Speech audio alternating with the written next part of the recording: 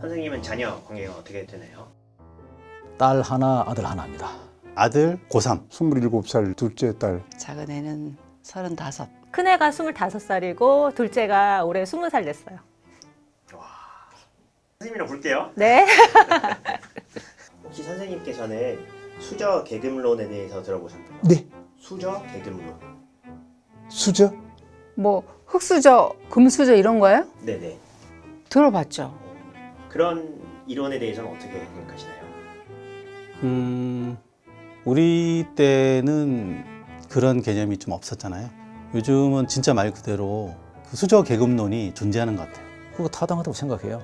돈 많은 사람은 그 돈이 수대에 걸쳐서 그걸 하고 벽이 분명히 존재한다라는 생각이 있어요. 좀 약간 슬픈 감정이 좀 크죠.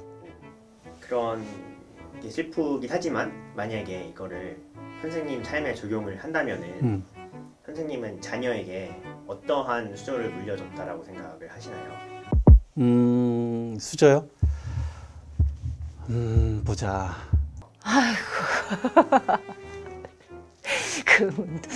혹시 그래도 금은 아니고 은은 아니고 동 정도라고 하고 싶습니다. 그래도 뭐 둘이 자식을 공부시키고 밥 걱정을 안 하고 사는 정도는 되니까 도움은 되지 않을까. 큰애는 이제 역사학자가 되고 싶어서 역사학과로 좀 가려고 하는 그것 좀 제가 좀 알아봐주고.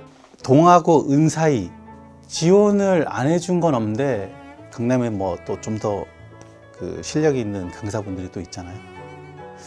거기를 막 전폭적으로 지원하지 못했던 것 같아요. 은수저 정도? 뭐 우리 아들은 미국으로 유학 가고 우리 딸은 중국으로 유학 가고 밀어줬으니까. 애들 명의로 조그만 그 집을 하나씩 해줬습니다. 잘 모르겠어요. 어쨌든 최소한 원수저 정도까지는 되지 않겠냐 하는 생각 가지고 있습니다. 그러면은 만약에 그런 금전적인 거, 외적인 것까지 포함을 한다면은 어떠한 수저를 물려줬다고 생각을 하시나요? 가령 애들이 아주 어렸을 때 아버지를 정말 어울리고 싶었을 때 찾았을 때 그 자리에 제가 없었다는 것. 그리고 그 애들하고 어울려서 노는 거에 대한 필요성을 절감하지 못하고 했다는 것. 지금 와서 좀 후회스럽게 생각하고 있죠.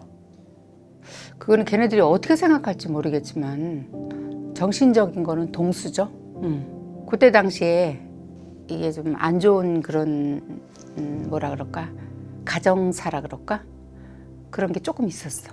그러니까 막 아마 지금 생각하니까 그게 동수저였을 것 같아.